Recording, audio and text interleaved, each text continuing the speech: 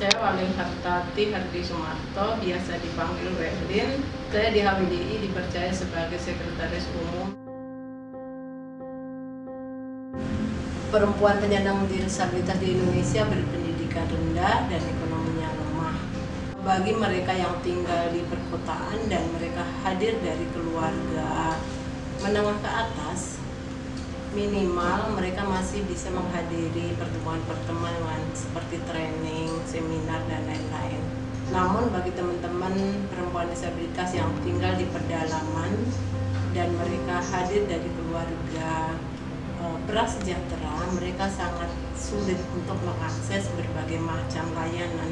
Perempuan disabilitas di Indonesia mengalami double diskriminasi. Pertama, kami sebagai perempuan, dan kedua, kami sebagai penyandang disabilitas. Biasanya diskriminasi itu diawali dari keluarganya sendiri. Ada beberapa keluarga, ada beberapa orang tua yang malu mempunyai anak disabilitas. Namun ada juga keluarga yang terlalu overprotective terhadap anaknya. Itu juga nggak bagus. Jadi kesana kemari apa-apa harus dibantuin. Diskriminasi biasanya diawali dari keluarganya. Contoh yang sangat sederhana, bila ada keluarga contohnya mempunyai anak dua, ya, yang satu laki-laki non disabilitas, yang satu perempuan disabilitas. Bila harus memilih karena ekonominya pas-pasan, mana ya harus memilih ini siapa yang harus disekolahkan, biasanya yang dipilih yang disekolahkan ya yang laki-laki dengan berbagai macam alasan. Terus diskriminasi dari masyarakat. Mayoritas masyarakat itu underestimate, dianggapnya perempuan disabilitas itu ya tidak produktif.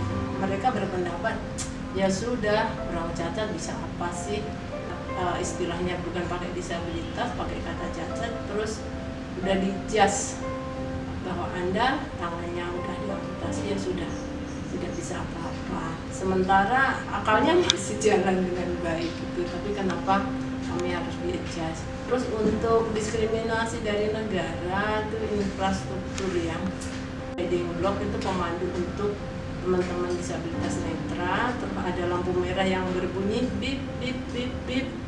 Kalau di kereta kan sudah ada bus stop 1, bus stop 2 itu ya kalau di luar negeri begitu. Tapi kalau kita kan stasiun berikutnya Pasar Minggu. Nah, itu aksesibilitas buat kami.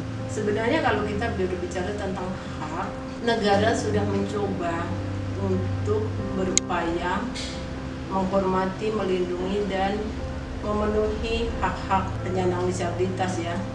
Sebelum kita lahir teman-teman tahu di situ ada undang-undang UUD 45 pasal 28 tentang kebebasan berserikat, berkumpul.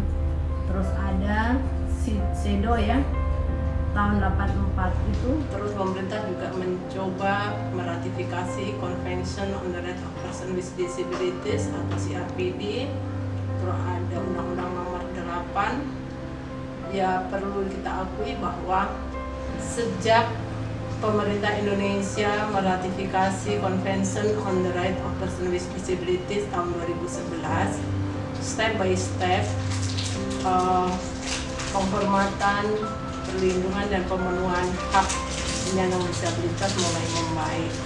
Tapi ya belum maksimal. Jadi teman-teman di PO perlu mengawal dan sering-sering diingatkan seperti itu. Fisik, psikis, ekonomi maupun seksual. Tahun 2019 HWDI pernah melakukan kajian di 14 provinsi ya. Itu ditemukan 143 kasus. Jadi kasusnya itu masih campur kasus antara 4 kekerasan itu.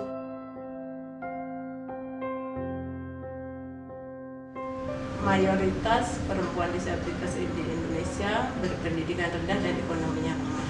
Kalau keluarga itu misalnya ada tamu, anaknya itu nyalamin tamu aja nggak boleh. Kalau anak ini tidak sekolah, otomatis mereka mau cari kerja kan susah. Untuk menolong dirinya sendiri kira-kira gimana? Kalau di rumah hanya membantu mencuci piring, membantu apa, tidak pernah gaul, mau ke puskesmas sendiri aja belum tentu berani, tergantung anaknya juga ya.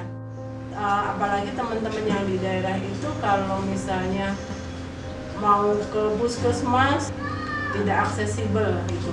Memang step by step mulai ada peningkatan, tapi Indonesia yang sebegitu besarnya itu kan tidak mudah untuk membangun negara yang sebegitu besar. Tapi bukan berarti negara bebas dari itu semua, dan kita juga tetap harus mengingatkan.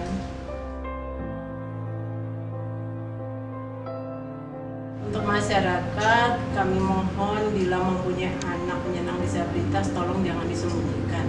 Tidak usah malu, tolong berikan haknya, sekolahkan.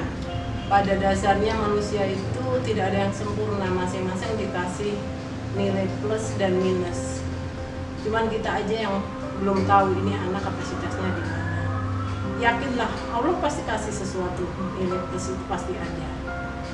Untuk pemerintah, terima kasih pemerintah telah sudah mempunyai niat baik dengan menyediakan berbagai macam regulasi. Ada UUD 45, ada sudah meratifikasi SIDO, sudah meratifikasi CRPD, sudah mengundangkan Undang-Undang Nomor 8 Tahun 2016 tentang penyandang disabilitas. Kami mohon dengan hormat untuk diimplementasikan sesuai dengan SDGs ya. Jadi kalau itu terimplementasi dengan baik, kami rasa teman-teman disabilitas juga bisa sukses bila diberikan kesempatan. Itu saja, terima kasih.